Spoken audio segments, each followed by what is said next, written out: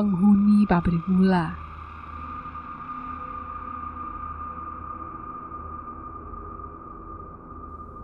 "20 tahun lalu, saya adalah sopir pengantar tebu," kata Pak Sarip. "Waktu itu maghrib, saya sedang tidur di dalam truk. Terlalu capek setelah menempuh perjalanan jauh untuk mengambil tebu dari kebun pabrik di kota sebelah. Lalu tiba-tiba ramai orang berteriak. Saya pun terbangun. Bergegas saya mencari tahu apa yang terjadi. Tapi tak seorang pun mendengar. Akhirnya saya ikut berlari dengan yang lain.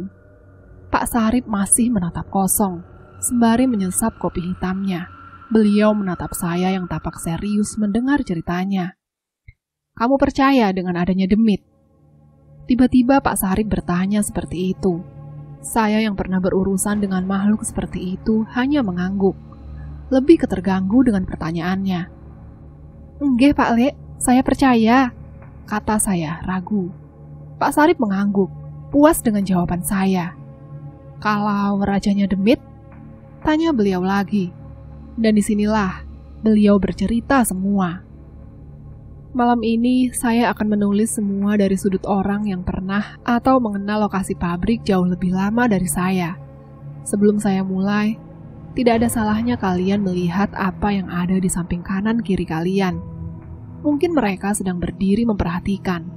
Ingat, kita tidak pernah sendiri. Hari sudah petang. Penerangan di dalam pabrik tidak terlalu bagus. Namun saya masih mengejar beberapa orang. Sampai akhirnya mereka berhenti di satu titik.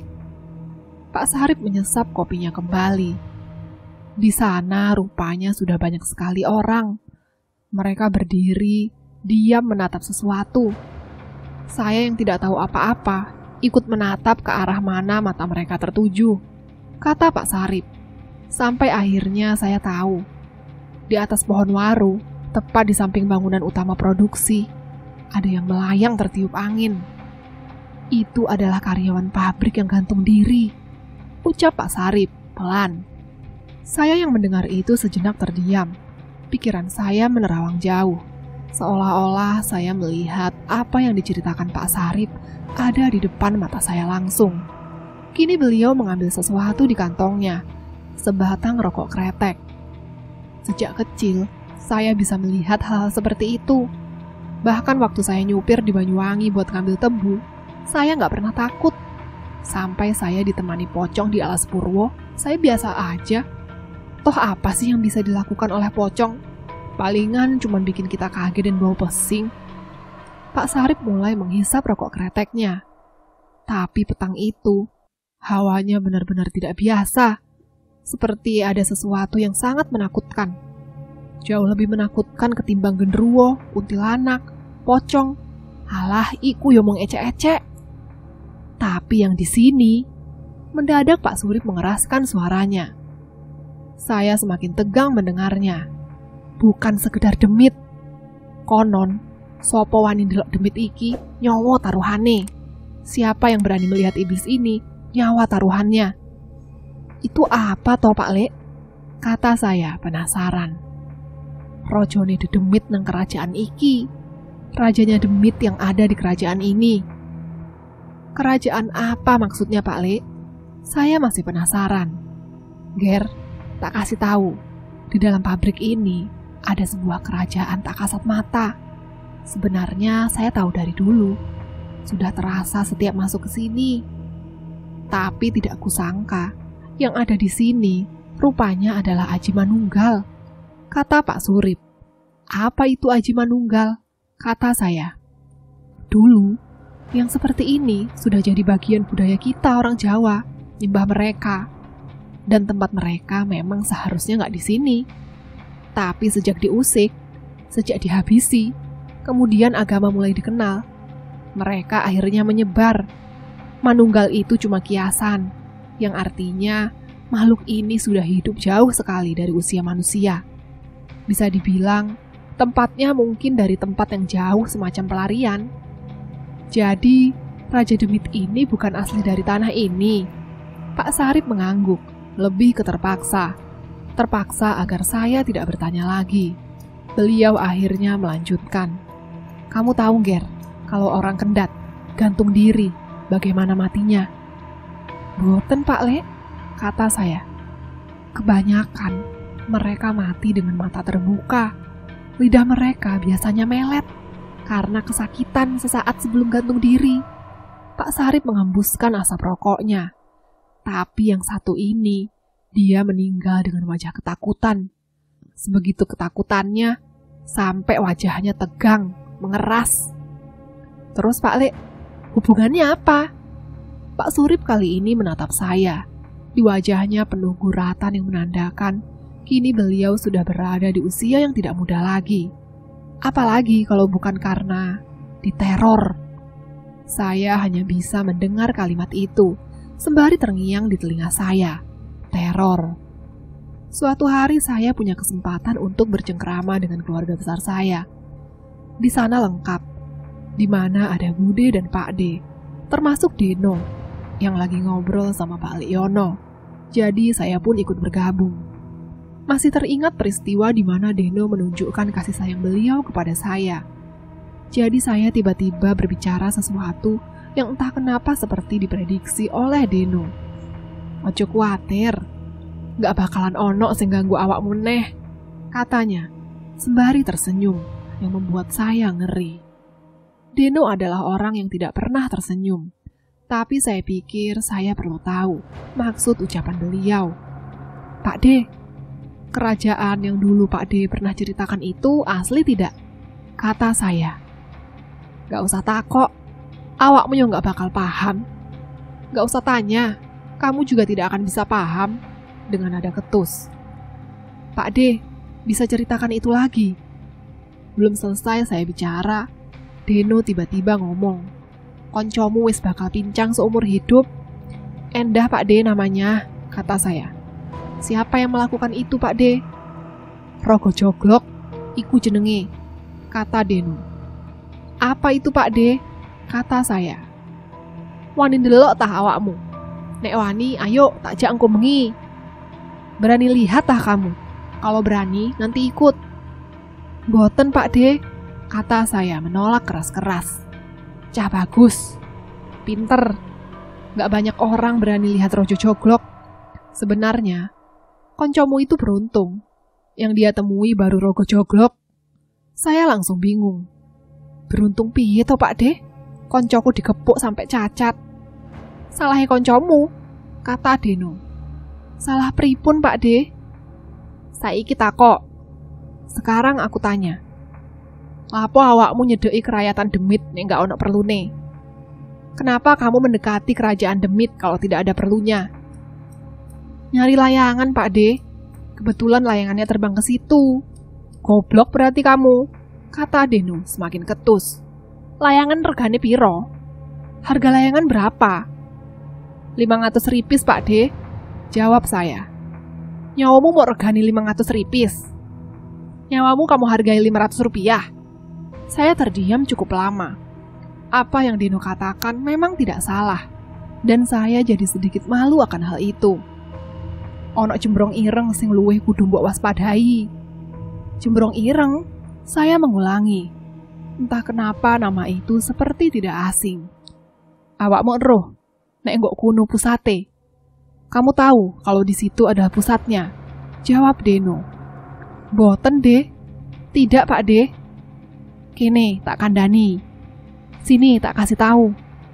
Saya bisa melihat Deno mulai tampak serius. Rogo Joglok itu adalah kepercayaan dari Maharatu. Jadi ketika ada manusia mendekati tempat itu, yang pertama dia temui ya pasti makhluk itu, kata Deno. Matanya melotot ke arah saya. Tahu bagaimana wujudnya? Saya hanya menggeleng. Bentuknya besar. Di kepalanya ada tanduk kerbau. Gak cuma itu, matanya merah menyala, kulitnya hitam legam. Bahkan orang yang pernah melihatnya tidak akan pernah berani untuk menemuinya, apalagi mengajaknya bicara. Deno mulai menceritakan. Sedangkan jembrong ireng Pak De? Jembrong ireng, Deno sempat terdiam beberapa saat. Dulu sebelum Pak D menggantikan Mbah Minto, juru kunci pabrik yang sudah meninggal, Pak D hanya pernah bertemu sekali dengan jembrong ireng. Wujudnya Pak D tidak tahu jelas. Saya bisa melihat wajah Pak D berubah. Yang Pak D tahu, kakinya panjang sekali. Sekali dia jalan, dia bisa melangkah sejauh 300 meter. Tidak cuma itu, bulunya berwarna kemerahan. Tapi satu yang Pak D ingat, suaranya sangat mengerikan. Bila Pak D ingat, hampir seperti suara macan. Lantas saya bertanya, "Pak D, Mbah Narno sering mengatakan Maharatu. Apakah rajanya ini perempuan?" Deno hanya melirik saya sebelum mengatakan, "Tidak ada yang tahu persis seperti apa dia. Ada yang bilang perempuan, ada yang bilang pria. Yang Pak D tahu, dia berbahaya." "Kenapa Pak D nggak tahu? Bukannya Pak D yang dipercaya menjaga pabrik ini?" Saya yang tidak puas dengan jawaban Deno mulai protes. Namun hanya ditanggapi dingin. "Gini, Ger, apakah lantas kamu dikasih kunci, bisa semena-mena masuk ke rumah orang yang memberi kamu mandat? Dunia kita sama mereka tidak sama. Apa yang kamu lihat sekarang, bisa jadi berbeda sekali dengan apa yang mereka lihat. Yang jadi pertanyaan, bisakah kita hidup berdampingan tanpa sebuah konflik dengan mereka?" Kata Deno, yang langsung menutup argumen saya. Jadi bisa dibilang, hingga saat ini saya tidak tahu bagaimana rupa rajanya. Tidak ada yang tahu. Yang jelas, kawasan tempat rajanya saja dijaga ketat oleh ajudan-ajudannya. Tapi saya pernah dengar, ada satu kisah di mana ada seseorang yang memiliki pengalaman mengerikan di pabrik itu. Beliau adalah saksi dari sebuah kebakaran hebat yang pernah terjadi di kawasan zona selatan. Sesuai janji saya akan menceritakan tentang kebakaran yang pernah terjadi di zona selatan. Alasan itulah kenapa zona ini yang paling berasa ngerinya. Cerita ini diceritakan oleh bapak dari Mas Anton. Karena latar waktu ceritanya waktu bapak masih kecil. Berarti umur Mas Anton jauh lebih tua dari bapak. Tapi saya panggil Mas Anton untuk memudahkan kalian memahami isi ceritanya.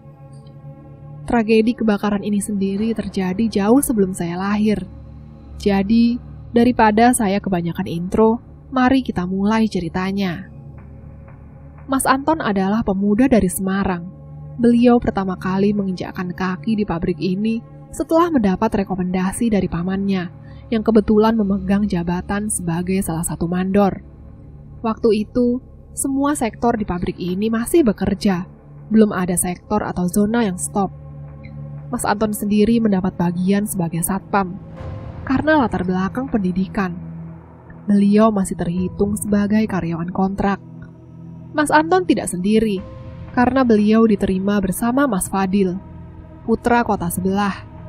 Di sini, karena mereka berdua dari luar kota, maka wajib hukumnya bagi mereka menempati rumah jaga atau markas satpam yang ada di area tengah. Meski namanya rumah jaga, namun kondisi dari luar, rumah ini lebih dari layak. Mirip rumah Belanda untuk pejabat tinggi. Hanya saja, tentu saja, angkernya nggak tanggung-tanggung. Saya akan menjelaskan pelan-pelan, biar kalian merasakan betapa merindingnya saya waktu Bapak bercerita, ketika Mas Anton menceritakan pengalaman beliau sewaktu tinggal di sana, dan tragedi aneh sebelum kebakaran itu terjadi. Siang hari terik, Mas Anton diantar dengan mobil lama, setelah baru dijemput dari stasiun. Ketika pertama kali melihat pabriknya, ia tergugah. Megah dan besar pabrik tempatnya akan bekerja. Rasa senang setelah menganggur lama membuat Mas Anton bersemangat. Tanpa bisa menyembunyikan rasa senangnya, Mas Anton antusias menyambut uluran tangan Pak Edi, kepala satpamnya. Rupanya suatu kebetulan, karena Pak Edi juga kedatangan calon satpam baru yang lain, namanya Mas Fadil. Mas Anton segera menyambut tangan Mas Fadil. Mereka langsung bisa akrab. Siang itu Pak Edi menjelaskan prosedur kerja satpamnya, yang akan dibagi menjadi 3 shift dalam kurun waktu 1 minggu kerja. Mas Anton dan Mas Fadil hanya mendengarkan, sampai Pak Edi berkata, "Semoga betah." Meski dengan ekspresi tersenyum, rupanya kalimat itu cukup mengganggu Mas Anton. Pak Edi juga menjelaskan, ada 7 satpam yang saat ini bertugas, dengan jam kerja yang sudah diatur. termasuk jam kerja Mas Anton dan Fadil yang akan segera diberitahu. Untuk tempat tinggalnya, Pak Edi mengajak berkeliling di markas satpam yang menyerupai rumah itu. Semua fasilitasnya sangat lengkap. Ketika Mas Anton mengajukan pertanyaan di mana yang lain dan kenapa rumah ini tampak kosong, Pak Edi mengatakan, "Yang tinggal kalian berdua saja," dengan alasan mereka dari luar kota. Dan agar tidak perlu mencari kos, Pak Edi sudah mengatur markas ini untuk Mas Anton dan Mas Fadil. "Bapak juga akan ada di sini kan?" tanya Mas Anton. "Boten, saya ada keluarga di rumah," jawab Pak Edi ramah. Di sini, Mas Anton melihat sesuatu. Wajah Mas Fadil pucat pasi. Karena Mas Anton masih baru dan dia tidak mau bertanya lebih banyak, akhirnya mereka menerimanya. Mas Anton memilih kamar dekat ruang tamu, sedangkan Mas Fadil memilih kamar di belakang. Rupanya, ada alasan kenapa Mas Fadil memilih kamar itu. Karena bosan Mas Anton menghampiri Mas Fadil di dalam kamar. Waktu itu beliau lagi beres-beres tas dan keperluannya. Baru menginjak tekel di kamar Mas Fadil, Mas Anton mencium wangi melati yang menyengat sekali. "Wangian mutah iki Mas, parfum mutah ini Mas." Mas Fadil hanya tersenyum, seolah mengiyakan. Namun Mas Anton merasa tidak nyaman di kamar itu. "Aneh yo Mas, kok markas seapi iki nggak ono sing nganggoni? Iki kan fasilitas pabrik. Lumayan hemat duit kos. Aneh ya Mas, kok nggak ada yang nempati tempat ini, padahal lumayan hemat." Mas Fadil masih tersenyum mengiyakan. Di sini, Mas Anton berpikir, mungkin Mas Fadil orangnya pemalu dan pendiam. Atau dia menyembunyikan sesuatu. Sore hari Pak Edi datang. Beliau meminta tolong salah satu dari mereka harus bertugas malam ini, karena satu satpam sedang sakit.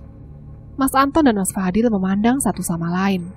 Sampai akhirnya Mas Fadil mengajukan diri. Maka bertugaslah Mas Fadil malam itu.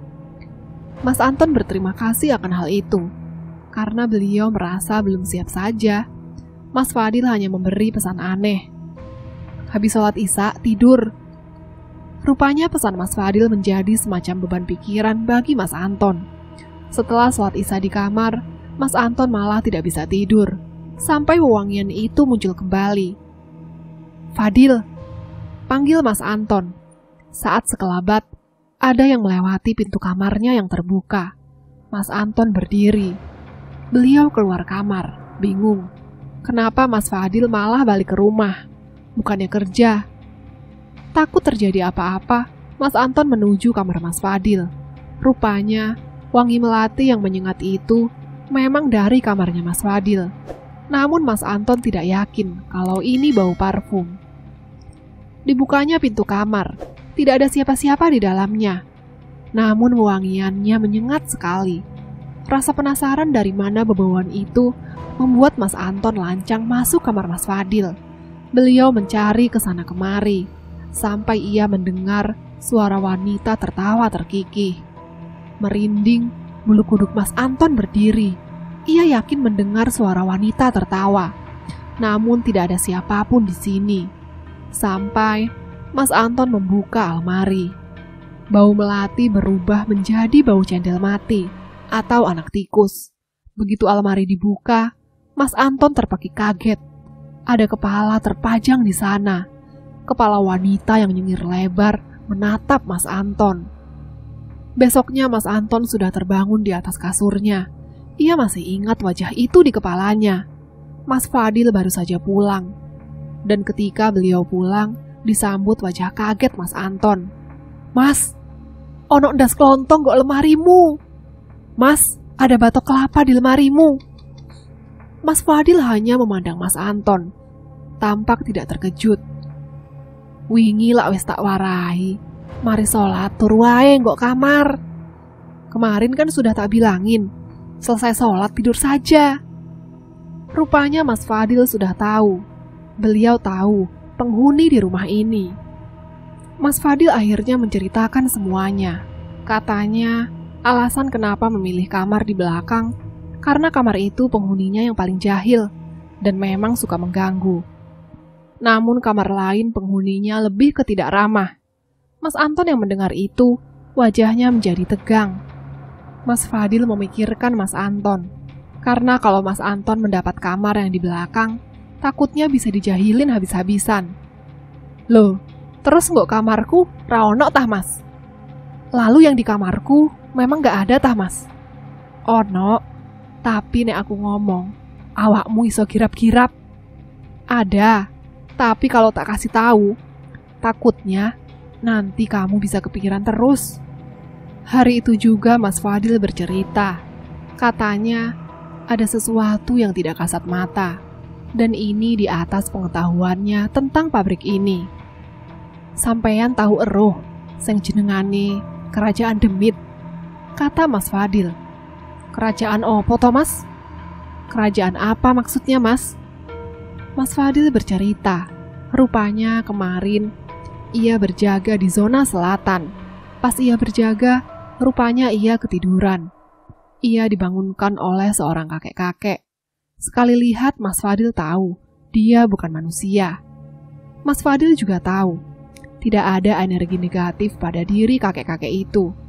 Ditanyalah oleh Mas Fadil, panjenengan griyane pundi pak? Ngapunten, kulo mboten gadah niat ganggu. Anda rumahnya di mana pak? Mohon maaf, tidak ada maksud mengganggu saya. Si kakek menunjuk pohon besar. Disinilah si kakek menjelaskan segalanya. Rupanya sang kakek tertarik dengan Mas Fadil. Beliau adalah seorang yang berilmu, karena ia mempelajari kebatinan sejak kecil. Namun perlu digarisbawahi, bahwa semua penunggu di sini ada yang sangat membenci orang seperti Mas Fadil. Yang jadi masalah adalah, yang benci dengan orang berilmu kebatinan ini adalah para panglima di kerajaan Demit ini. Mas Fadil langsung tahu maksud kakek itu. Lalu harus bagaimana saya mbah? Tanya Mas Fadil. Si kakek hanya menasehati. Ada beberapa titik di mana Mas Fadil tidak boleh sering-sering ke sana. Termasuk titik di mana ia sekarang sedang tidur. Rupanya, itu adalah tempat singgah si panglima. Dan panglimanya sendiri adalah 6 macan putih. Namun saat ini, mereka hanya mengamati. Mas Anton yang mendengar itu bingung. Ia tidak tahu lagi harus bagaimana. Jarak Semarang dan tempat ini cukup jauh, dan sungguh hal yang memalukan bila ia harus pulang. Padahal, belum juga mendapat gaji pertamanya. Inilah maksud kalimat Pak Edi. Semoga betah ya. Mas Fadil menenangkan Mas Anton, bahwasannya mereka tidak akan mengganggu atau mencelakai bila mana kita tidak mencari gara-gara terlebih dahulu. Terkecuali yang memang jahil. Mereka jahil hanya untuk mencari perhatian. Bila dibiarkan, mereka akan capek sendiri. Jaga lisan dan perbuatan dimanapun. Tetap berdoa dan meminta perlindungan pada Zat yang Maha Tinggi, maka akan dijauhkan dari godaan setan. Namun kalimat hanya sebatas kalimat. Bila menghadapi kejadian yang terjadi, kalimat itu akan terdengar seperti angin lalu. Saat Mas Anton mulai bekerja di malam pertamanya. Di pabrik gula umumnya saat malam memang tidak ada aktivitas apapun, kecuali satpam yang bertugas dan beberapa karyawan yang memiliki kepentingan. Mas Anton mendapat tugas untuk mengecek sektor 6 dan 7 yang berada di zona produksi. Ia menggunakan sepeda ontel untuk memeriksanya. Rupanya, sepeda yang ia kendarai lebih berat dari yang ia kira. Mas Anton mulai membaca ayat-ayat suci, dan sepedanya kembali normal. Namun untuk beberapa saat saja. Karena setelah itu, ia harus mengayuh lebih kuat lagi. Berbekal nekat, Mas Anton melirik apa yang ada di belakangnya. Rupanya, di boncengan sepeda ontelnya, ada pocong yang duduk ikut menemaninya. Ia akhirnya kembali ke tempat teman-teman jaganya. Dengan wajah pucat, ia bercerita tentang apa yang terjadi. Namun semua memasang wajah biasa-biasa saja. Walah, mek pocong ton Anton, kata teman jaganya. Aku tahu, diikuti genderuwo, biasa ae. Entah bercanda atau tidak, namun obrolan itu tampak serius. meski diiringi gelak tawa. Malam itu, ia menjadi satu-satunya yang tetap terjaga, sementara yang lain tidur di pos jaga. Namun dari semua kisah Mas Anton, ada satu kisah yang tidak akan pernah saya lupakan, sewaktu Bapak bercerita dulu. Entah itu malam Jumat Kliwon atau apa, sejak keluar dari rumah, Mas Anton merasa firasatnya tidak enak. Ia berjalan menelusuri jalan pabrik yang remang-remang, bergerak menuju pos jaga yang jaraknya 2 km dari rumah jaganya. Mas Fadil yang diajak tukar shift menolak, beralasan badannya sedang meriang. Padahal ia tahu, malam itu adalah malam di mana semua penghuni sedang ramai. Di perjalanan Mas Anton mendengar suara orang menabuh gamelan, seperti ada pertunjukan ludruk atau wayang. Yang dipikirkan Mas Anton, siapa yang mengadakan hajatan itu? Desa tetangga kah? Namun ia terdiam, manakala mengamati ada sesuatu di hadapannya. Seseorang tengah menari di sebuah lahan rumput yang gelap gulita. Siluetnya menyerupai penari jaipong, namun suara gamelan terdengar di mana-mana. Mas Anton mendekatinya perlahan. Rasa penasaran sudah membuang akal sehatnya. Rupanya, penari itu tidak sendirian. Di kanan dan kirinya, ramai orang yang melihat. Kaget, Mas Anton semakin mendekatinya. Bagaimana mungkin ada pesta malam begini di dalam pabrik? Sewaktu mendekati, Mas Anton mencium wangi daun kemangi, bercampur wangian bunga kemboja. Ketika tanpa sadar, Mas Anton terus mendekati lahan itu. Ia mulai merasa tidak bisa mengendalikan diri untuk pergi.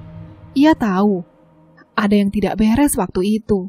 Suara anak-anak dan orang tua yang tertawa, diiringi lagu-lagu Jawa, menambah keinginannya untuk ikut.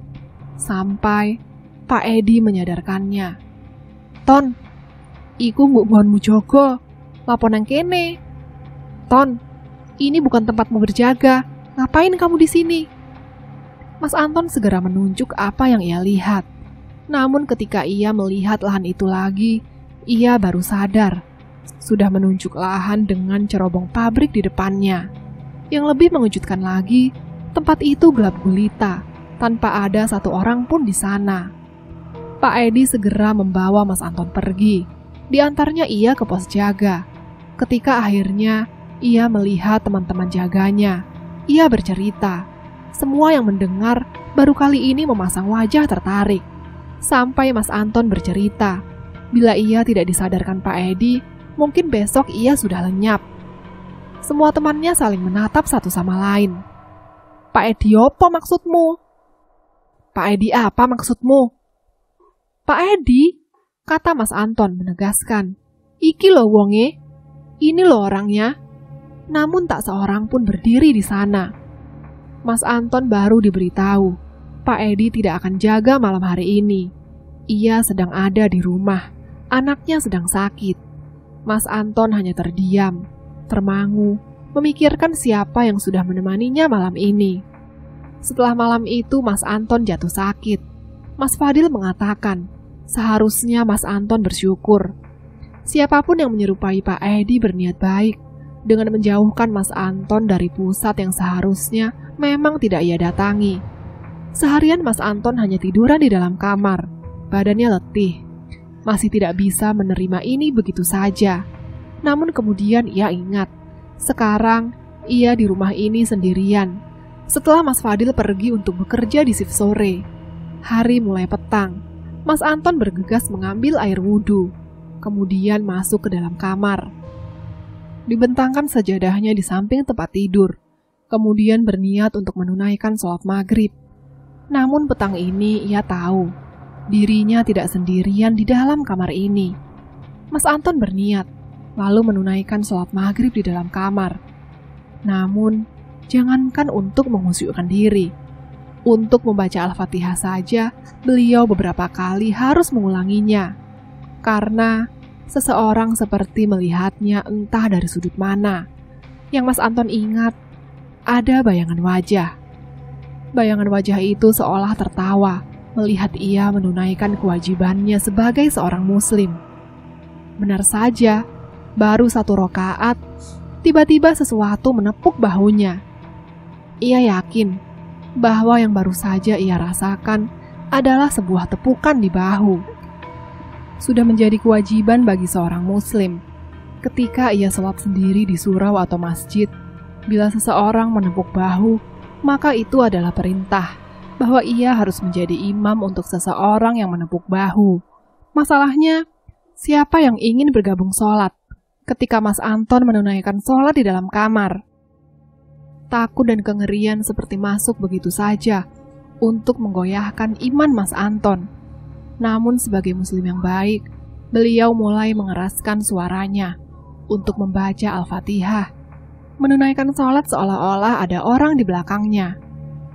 Ketika tahiyat akhir dan ditutup dengan Assalamualaikum sebagai penutup sholat, Mas Anton terkejut bukan main, karena rupanya tidak ada siapapun yang berdiri di belakangnya.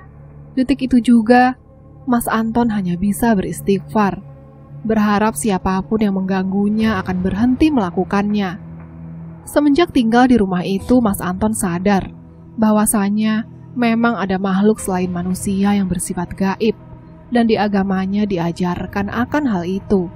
Namun dalam batinnya yang paling dalam, Mas Anton tahu ia tidak dapat menyembunyikan ketakutannya.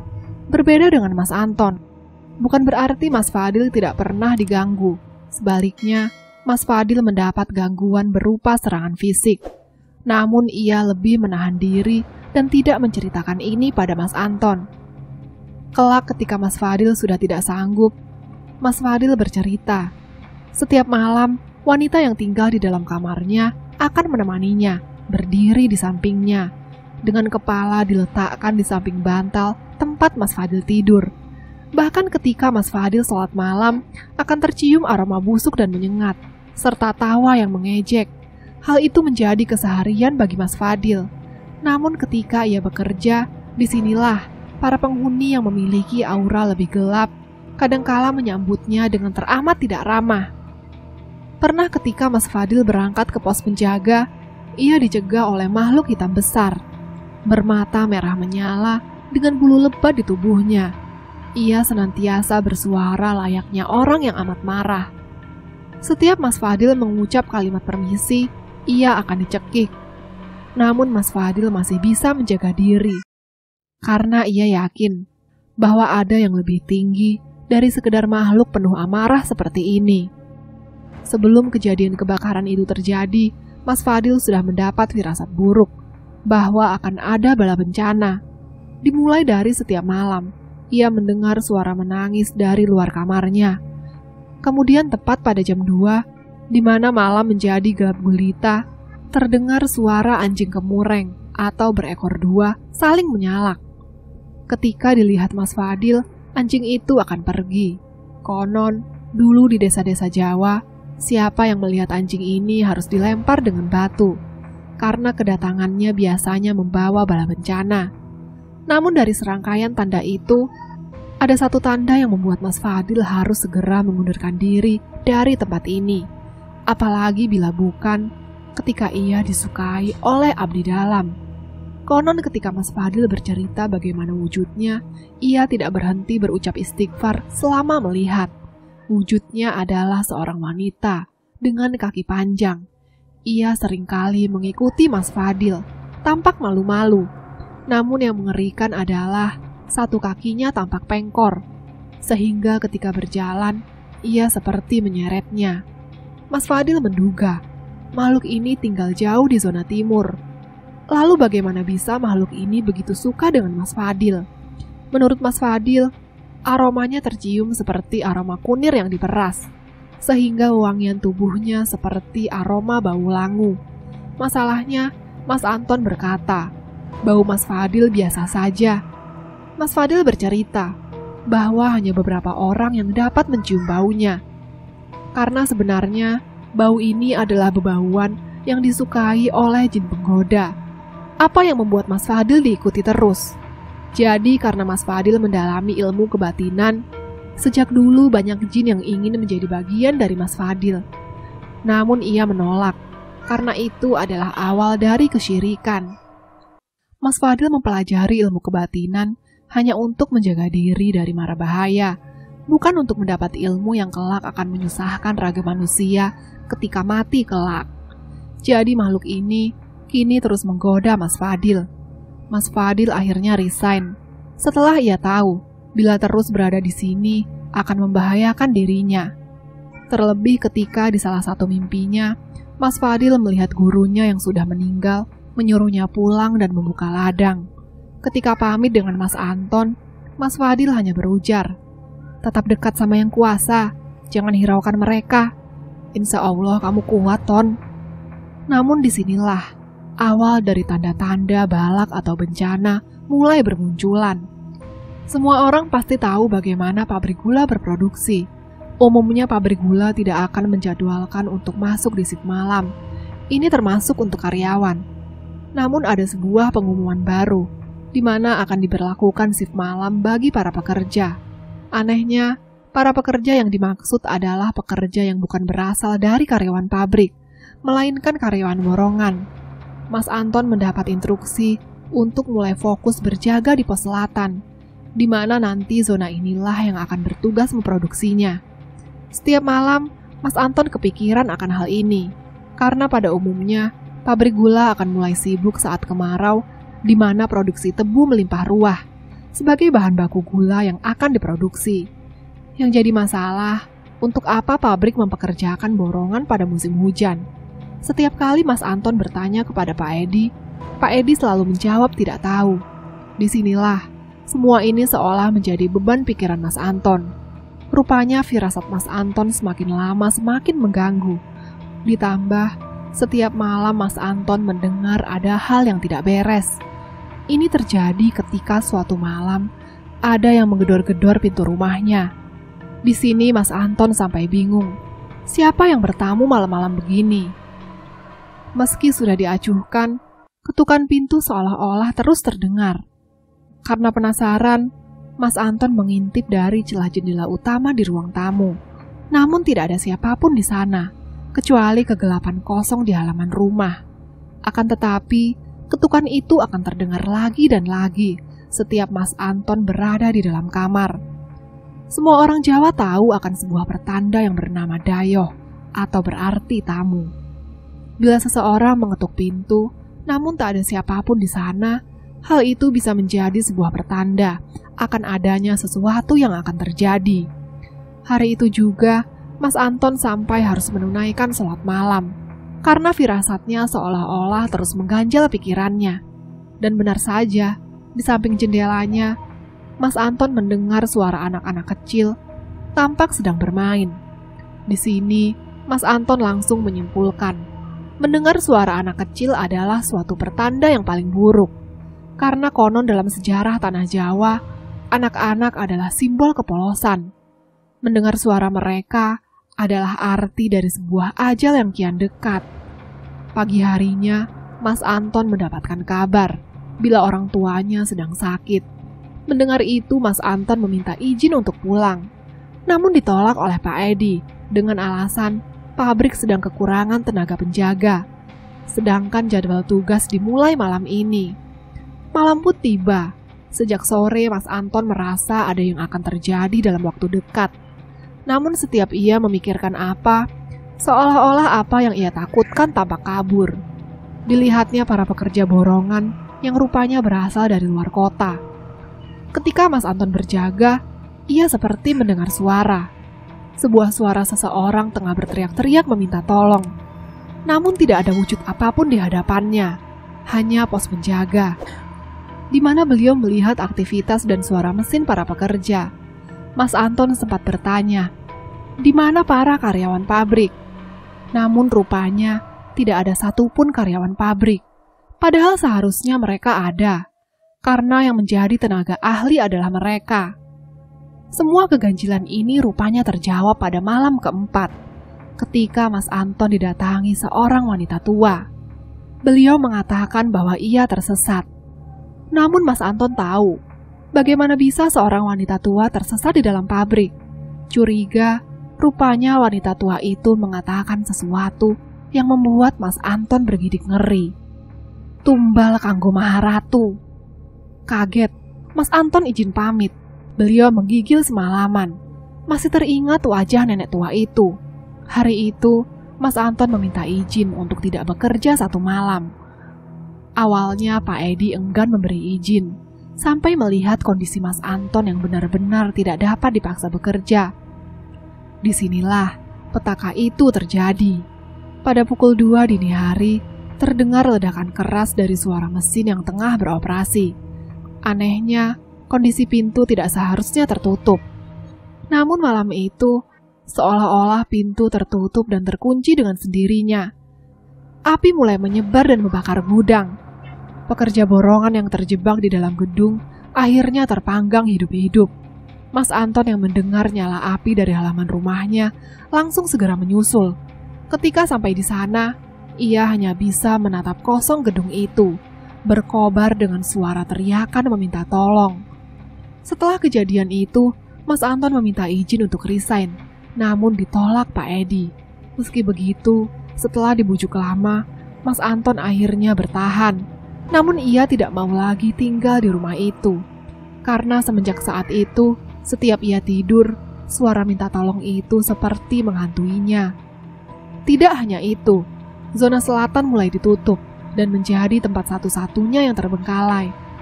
Yang diingat Mas Anton dari peristiwa itu, gedung-gedung di sana, bekas kebakaran, konon selalu ramai, suara tawa, tangis, bahkan teriakan kadang menggema. Bila dilihat dari luar, energinya benar-benar negatif. Sejauh yang Mas Anton tahu, kabarnya pekerja borongan itu baru saja didatangkan oleh pemilik pabrik, bukan untuk mengejar target produksi, melainkan sebagai tumbal untuk Raja Demit yang sebelumnya baru saja mengundang para tamunya. Mas Anton teringat saat malam ia melihat keramaian di pusat. Rupanya semua ini berhubungan satu sama lain. Namun rumor tetaplah rumor yang kelak akan menjadi mitos sebelum berdebu menjadi sejarah kelam. Mas Anton akhirnya meninggalkan rumah itu, meski kenangan buruk akan terus tertanam dalam batinnya. Yang ia tahu adalah apapun yang telah terjadi, ia berharap kejadian seperti itu tidak akan terjadi lagi. Nyawa manusia tetaplah sama berharganya dari apapun. Kini, ia membagi kisahnya kepada Bapak. Kemudian Bapak membagikannya kepada saya. Yang bisa saya tangkap hanya satu. Terkadang, manusia bisa menjadi lebih jahat, bahkan dari iblis sekalipun. Terlepas dari rumor itu, saya berharap korban kebakaran itu akan tenang di tempat yang seharusnya mereka berada.